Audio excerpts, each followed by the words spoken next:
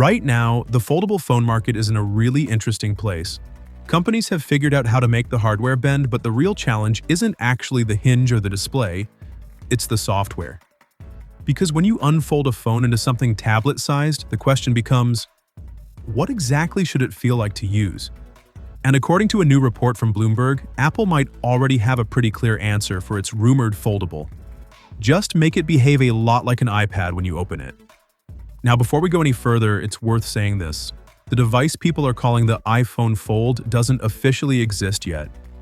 Apple hasn't confirmed anything, but leaks and reports have been piling up for a while now, and the picture they're painting is pretty interesting.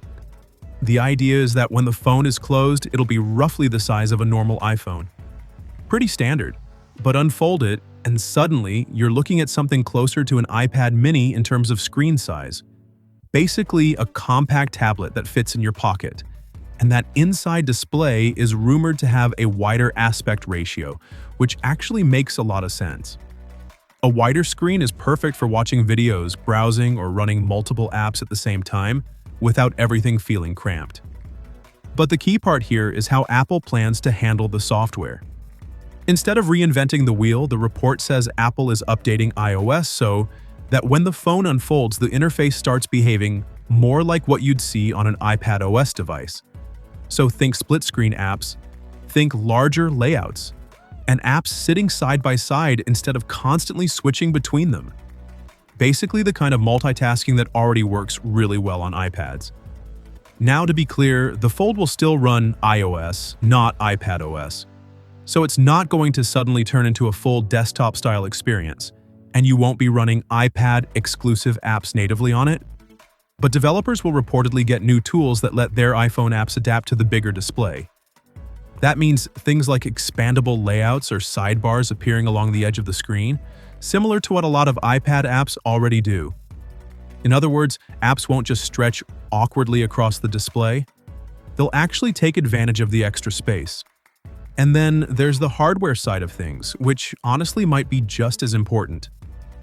One of the biggest complaints people have about foldable phones right now is the crease in the middle of the display. You can usually see it, and you can almost always feel it. But the report says Apple has been working on new display technology that could nearly eliminate that crease entirely. If that turns out to be true, it would be a pretty big deal. On top of that, Apple is reportedly focusing heavily on durability.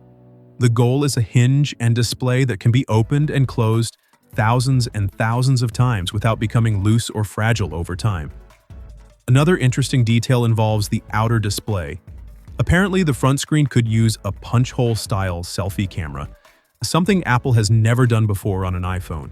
And because of that design, the device might actually skip Face ID altogether.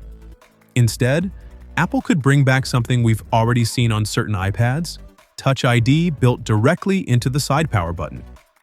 Now on paper, losing Face ID might sound like a downgrade, but if you've used the side-mounted Touch ID on recent iPads, it's actually really fast and surprisingly convenient. So for most people, it probably wouldn't be a huge issue. As for the price, well, this is where things get serious.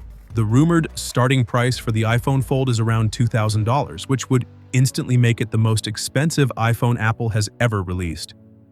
But considering you'd essentially be getting both a phone and a small tablet in one device, Apple clearly seems to think there's a market for it.